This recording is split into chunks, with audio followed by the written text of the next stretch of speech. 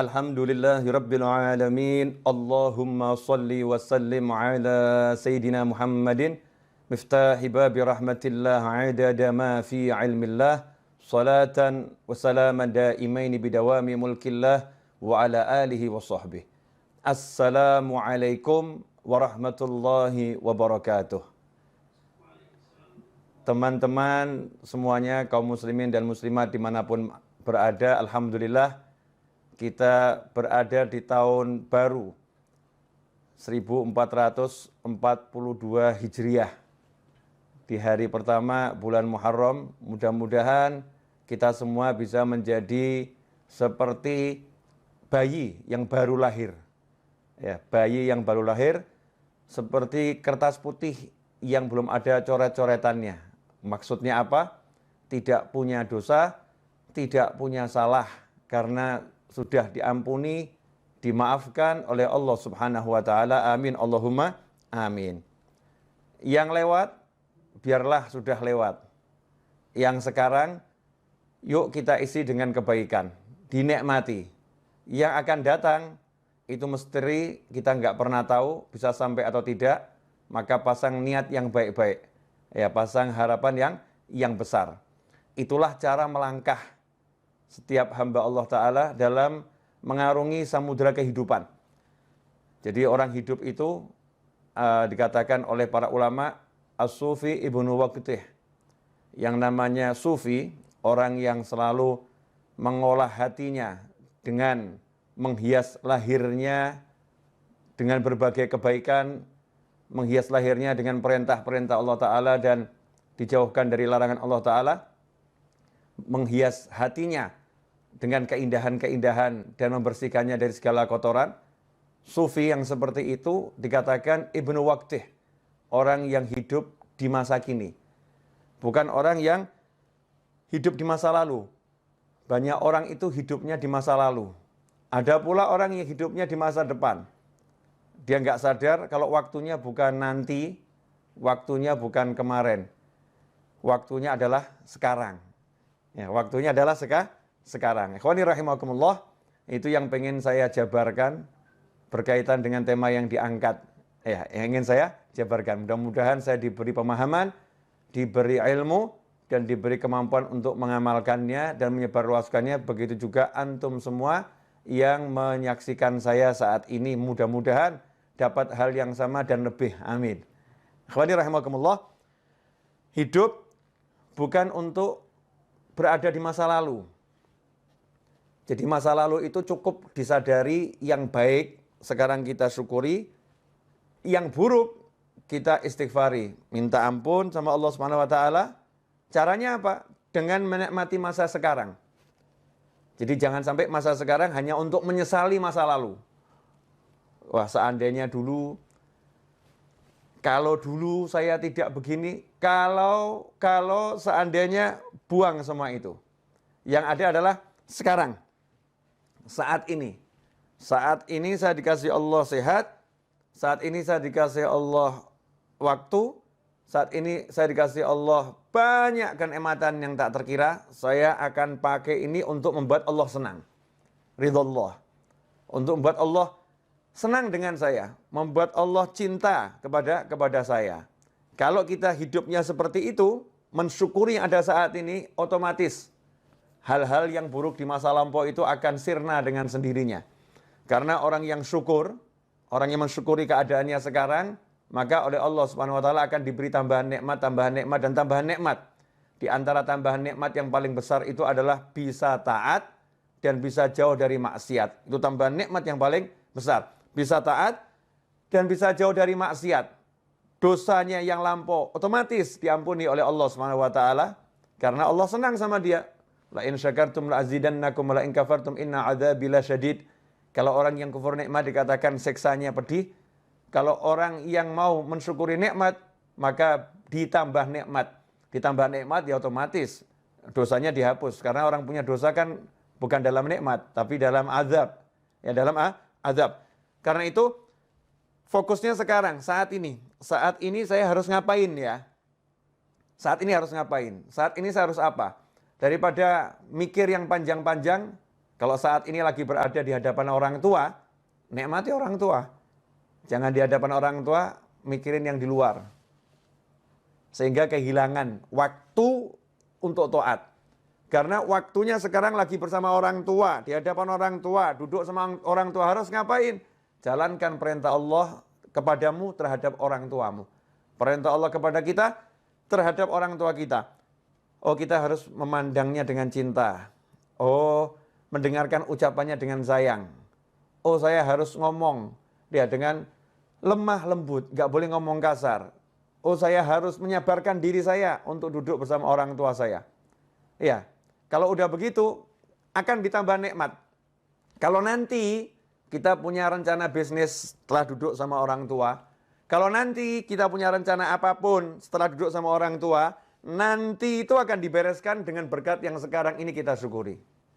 Yang sekarang kita syukuri, yang nanti dibereskan sama Allah Subhanahu wa taala, la azidannakum. Pasti aku tambah nikmat. Nah, ini ndak lagi sholat, sekarang waktunya sholat, mikirnya harusnya sholat. Waktunya sholat, mikirnya makan. Nanti saya habis sholat, saya mau keluar, saya mau pergi ke restoran ini. Saya mau ketemu sama teman-teman saya mau makan di warung sana. Nanti habis sholat, saya mau cari di menu, ya warung-warung online. Ya. Ada warung online banyak, restoran online, saya mau cari menunya apa, habis sholat. Tapi mikirnya dalam sholat. Sehingga kehilangan waktu sholat, nikmat sholat. Nah, begitu pula ketika duduk bersama pasangan hidup. Masya Allah. Ada suamimu, ada istrimu. Duduk bersama, asyik. Gak usah ngobrolin orang lain. Yang aneh itu ketika duduk bersama ngomongkan orang lain. Ya, kecuali kalau obrolan itu obrolan yang bawa kebaikan. Artinya ngomongkan yang baik-baik. Lagi belajar bersama, kita ngobrolkan kebaikan orang lain untuk dicontoh. Tapi gak usah ngobrolin hal-hal yang gak enak yang dialami orang lain atau gak enak tentang orang lain. Sehingga kehilangan kenikmatan ngobrol dengan dirinya berdua. Yang lebih aneh, duduk bersama pasangan tapi ngobrolnya sama handphone. Ya, ngobrolnya sama handphone. Kehilangan kenikmatan saat ini. Saat ini lagi ngapain? Lagi duduk sama pasangan hidup saya. Ya udah, duduk dinikmati bersama pasangannya. Caranya bagaimana? Ajak ngobrol tentang ilmunya Allah Subhanahu wa taala. Ya, ajak ngobrol tentang bagaimana sholat. Ajak ngobrol tentang bagaimana zikir. Bukan ngobrol yang nggak ada manfaatnya. Menyesali masa lampau. Wah, kemarin itu ya, seandainya saya jadi transaksi, saya akan dapat duit banyak. Oh, nggak jadi kok dibahas. Ya, nggak jadi kok dibahas. Wah, seandainya kemarin itu kita beli rumahnya, kita akan untung sekian. Oh, nggak dibeli kok dibahas. Nggak dibeli kok dibahas. Jadi hidupnya di masa lampau, duduk bersama pasangannya bukan ngobrolkan akhirat, yang diobrolkan al-fulus, wal duit, dinar, wa dirham. Yang diobrolkan cuma uang dan uang dan uang. Ad-dunya, wa dunya, wa dunya. Sehingga nggak ada kenikmatan. Dalam obrolan itu bahkan susah rahmat mau turun. Rahmat mau turun itu susah karena obrolannya bukan dalam taat pada Allah Subhanahu wa taala. Coba kalau duduknya itu ngobrol tentang ketaatan. Masya Allah. Nikmat. Contoh tentang ketaatan, bab masakan itu ketaatan loh. Suami sama istri duduk, makan sayur asem. Suaminya ngomong, enak bener nih sayur asemnya nih. Ini kan lagi ngomentari makanannya istri, ya bersama istri di meja makan atau di tempat makan. Enak bener ini, Masya Allah. Seger badan jadinya rasanya. Istri yang jawab, ini mas bisa aja. Padahal ini gak enak nih pasti ini. Nyindir-nyindir ini. Enggak nih enak bener ini. Kelihatannya obrolan biasa. Tapi ini taat. Sebagaimana disebutkan dalam sebuah riwayat. Dudukmu bersama pasangan hidupmu untuk menyenangkan hatinya. Di jalan Allah Ta'ala lebih utama daripada iktikaf. Di masjidku ini 1 tahun. Aukamaqala SAW. Di riwayat seperti itu. Itu nikmat. Kemudian yang lebih menyedihkan lagi. Ya, menyedihkan lagi. Waktunya sekarang untuk melamunkan masa depan. Melamunkan.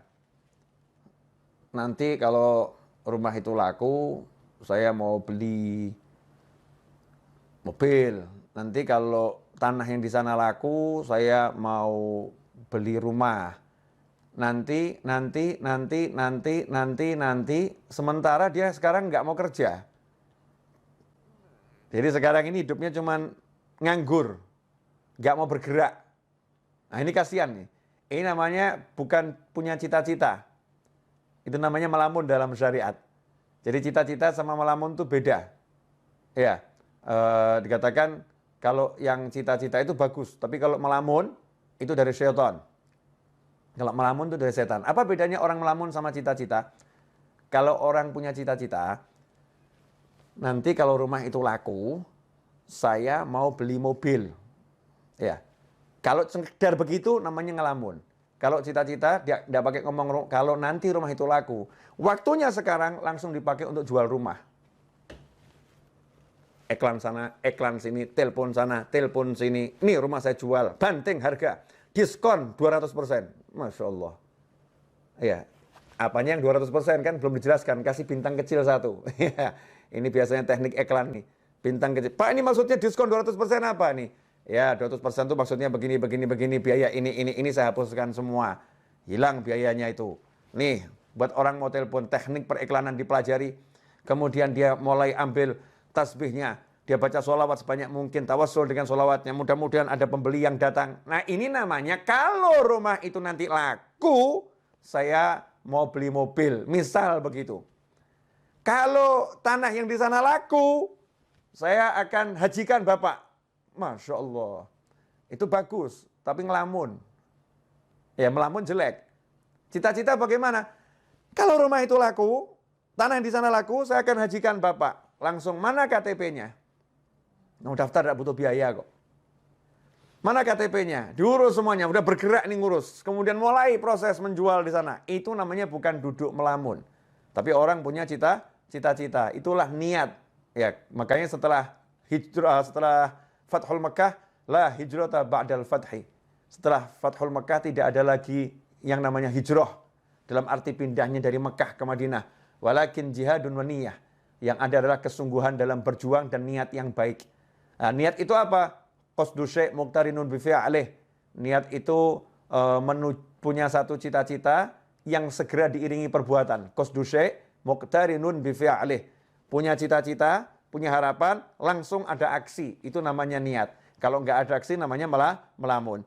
Nah di tahun yang baru ini, jangan kita jadi orang yang sibuk melamun.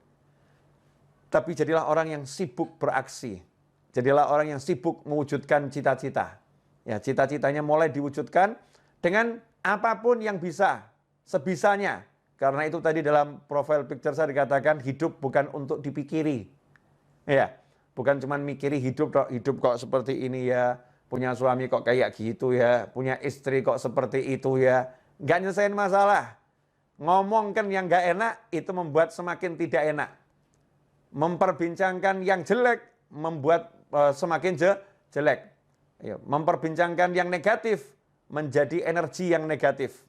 Ngomong yang baik, maka menjadi yang baik. Ini yang ngomong bukan saya, yang ngomong Nabi Muhammad SAW. Man kana yu'minu billahi wal yawmil akhir, fal yaqul khairan au liyasmut. Barang siapa iman, percaya.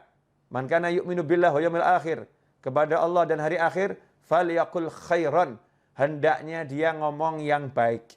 Ngomong yang baik. Kalau tidak bisa, diam saja. Bahkan sampai komentari makanan yang nggak enak itu nggak boleh. Kalau suka, makan. Ya. Kalau suka makan, kalau enak itu dikomentari yang positif. Kalau nggak enak, diam, nggak usah dimakan. Dan diam jangan dikomentari.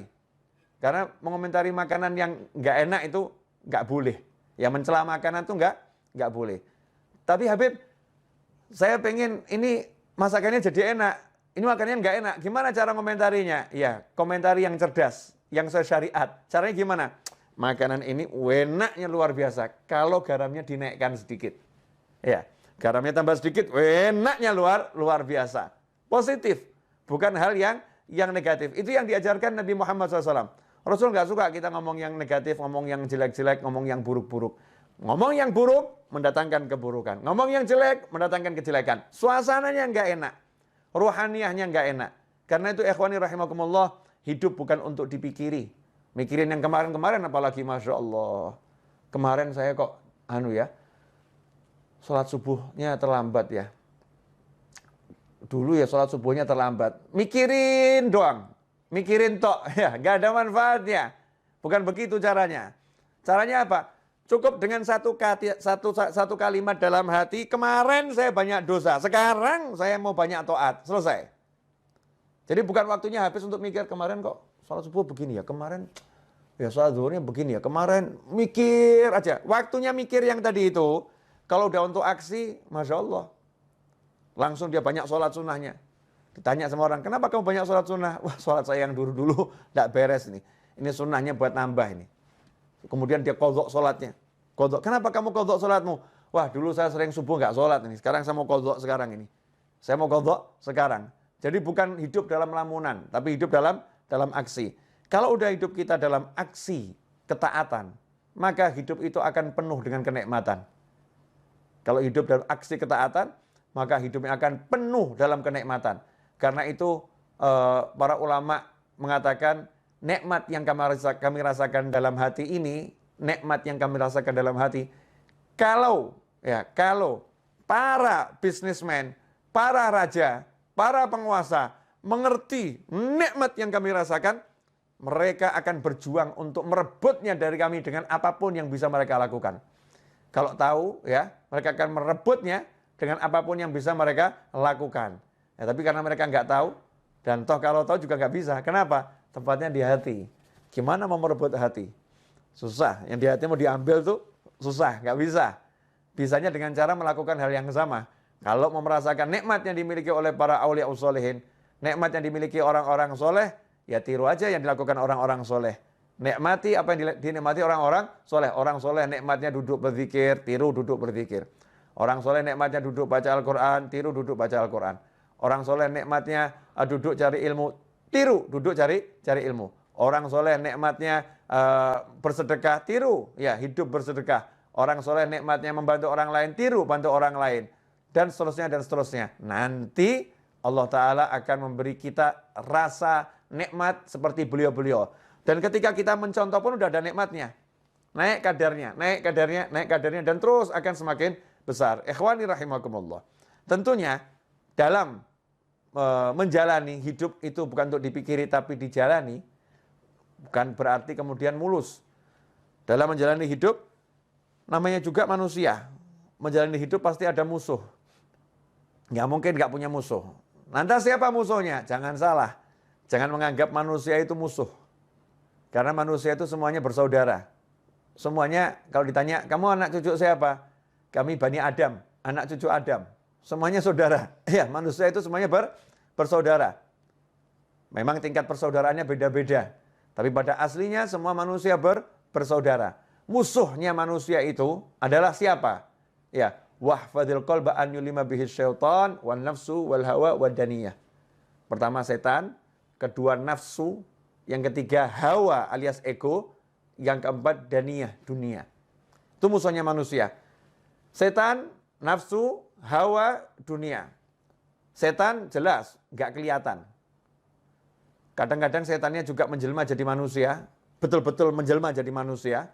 Kadang-kadang, dan itu sering, setannya menggunakan manusia, masuk dalam tubuhnya manusia, berbicara sebagai manusia, bertindak sebagai manusia, menulis sebagai manusia, padahal semua itu setan yang melakukannya, setan yang mengontrolnya, setan yang berbuatnya. Itu musuh yang pertama. Kemudian nafsu. Nafsu itu adalah kendaraan. Karena nafsu adalah keinginan. Kalau nggak punya nafsu, bahaya. Nggak punya nafsu makan, nggak punya nafsu minum, nggak punya nafsu hidup, repot tuh. Jadinya putus asa. Nafsu itu untuk dikendalikan. Dia kendaraan, dikendalikan. Kalau nafsu dituruti, jadi musuh. Makan, pengen makan. Makan terus, jadi musuh, jadi penyakit. Ya. Kemudian nafsu-nafsu yang lain.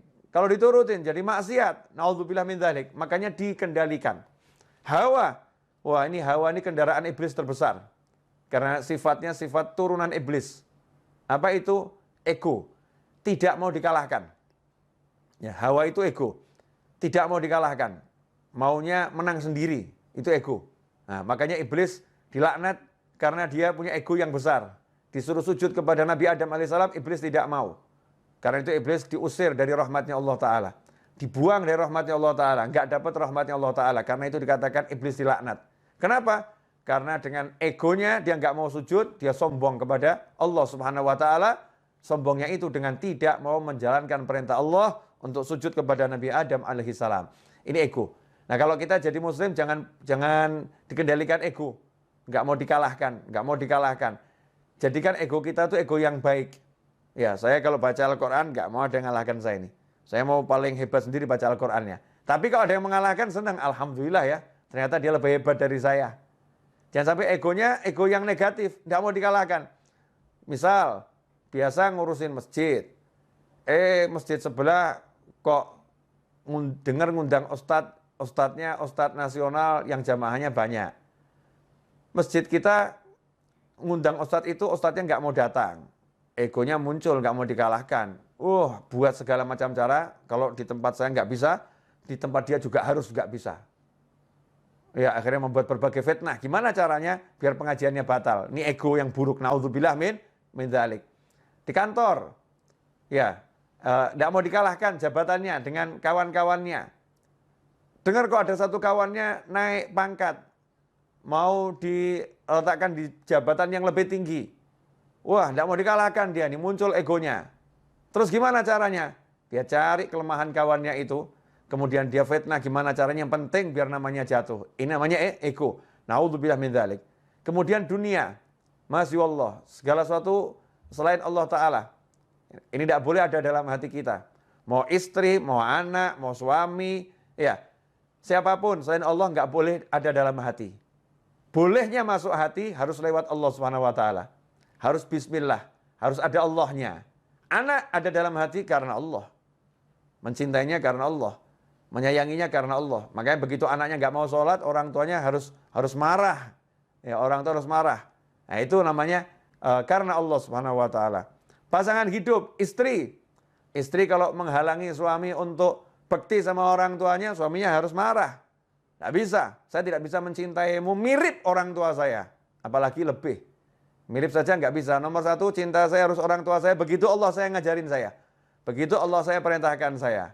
Dimasukkan istri ke dalam hati, juga karena Allah Subhanahu wa ta'ala. Pekerjaan, boleh masuk dalam hati kalau karena Allah Subhanahu wa ta'ala. Ini saya mau cari nafkah. Pekerjaan ini penting untuk berikan nafkah kepada keluarga saya yang halal. Tapi karena Allah, nggak takut kehilangan pekerjaan. Karena Allah kok. Ya kalau emang dia harus hilang, nanti kan Allah akan mendatangkan yang lain pekerjaannya. Ya Allah akan kasih yang lain. Semua dikembalikan karena Allah, karena Allah, karena Allah. Kalau udah punya seperti itu, menghadapi manusia model apapun, hidup untuk dijalani. Ketemu yang seperti apapun, yang penting pasang niat yang baik, pasang niat yang besar, kemudian jalani tanpa harus difikiri. Nanti gimana ya? Kira-kira saya bisa dapat rezeki besar nggak ya? Kira-kira nanti saya dipecat nggak ya? Nanti lagi yang dibicarakan. Nggak usah bahas nanti, sekarang kamu syukuri, sekarang kamu nikmati. Habib, Ustadz, Kiai, sekarang saya jadi pengangguran, barusan di PHK. Salah, kamu bukan pengangguran. Tapi kamu dipindahkan dari satu lapangan pekerjaan ke banyak lapangan pekerjaan yang lain. Tadinya kamu cuma kerja di satu kantor, sekarang kamu di PHK, berarti kamu punya kantor unlimited. Karena kamu bisa buat kantor model apapun. Yang jadi masalah, kamu mau nggak?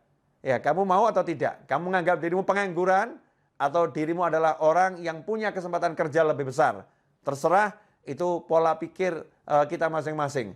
Mau mikir yang benar, atau mikir yang salah. Kalau udah bisa gitu, enak itu.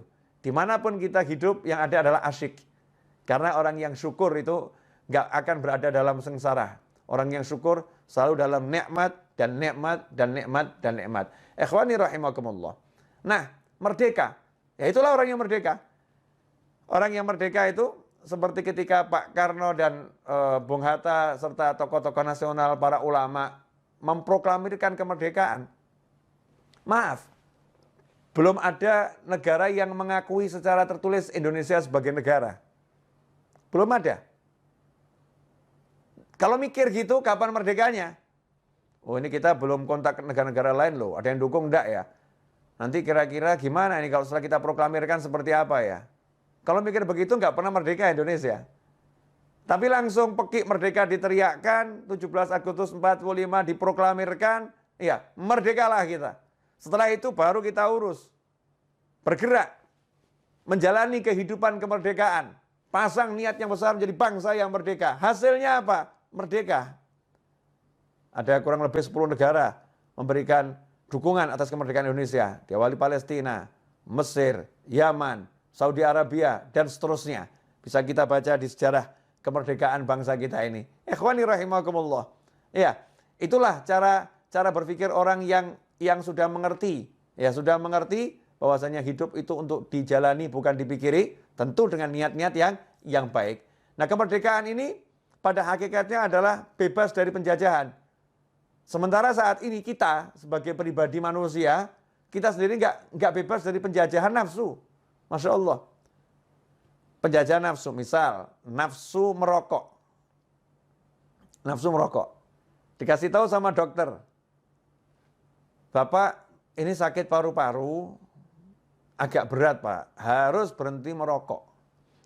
Kalau Bapak lanjutkan, nyawa Bapak bisa melayang. Ini karena nafsu merokoknya kuat, nyawa itu melayang nggak dipikirkan, udah mati urusannya Allah. Nanti kalau udah takdirnya mati ya mati. Kalau belum waktunya ya nggak akan mati. Pakai dalil takdir pula ini. Untuk menuruti hawa nafsu pakai dalil takdir. Dia nggak bisa mengendalikan nafsunya ini. Rokok berhenti dulu ya. Saya lagi sakit nih. Berhenti kamu. Nggak bisa. Nggak bisa ngomong gitu sama rokok, nggak bisa. Baru sama rokok saja udah dijajah. Masya Allah. Itu yang bab rokok. Ada lagi yang bab lain.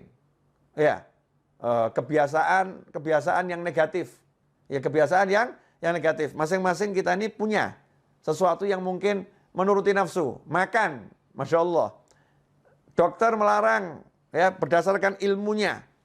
Bapak tidak boleh makan ini, mengandung kolesterol, ini membahayakan jantung Bapak. Tapi nafsunya suka ini, makannya enak semua ini. Ini kalau nggak makan begini rasanya nggak hidup, Masya Allah. Nggak makan begini rasanya nggak hidup, nafsunya itu.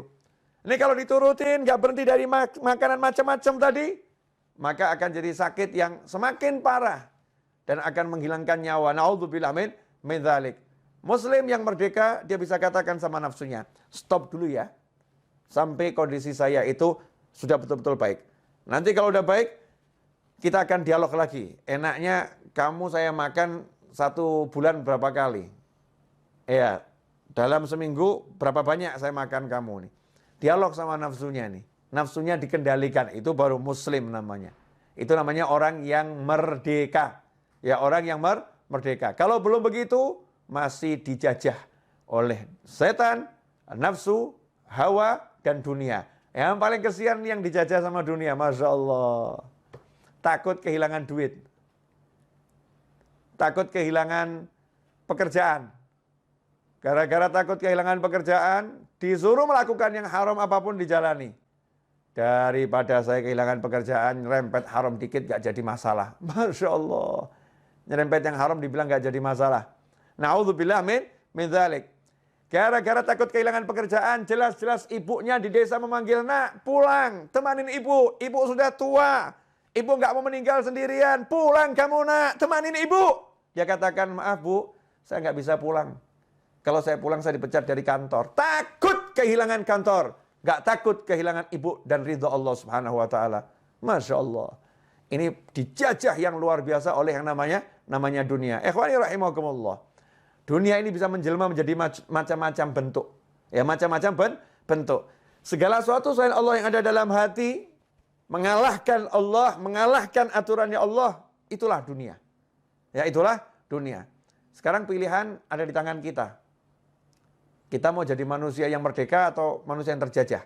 Kalau mau jadi manusia merdeka dan setiap muslim harus jadi orang yang merdeka, maka kita harus berjuang. Ya, jihadun wa niyah.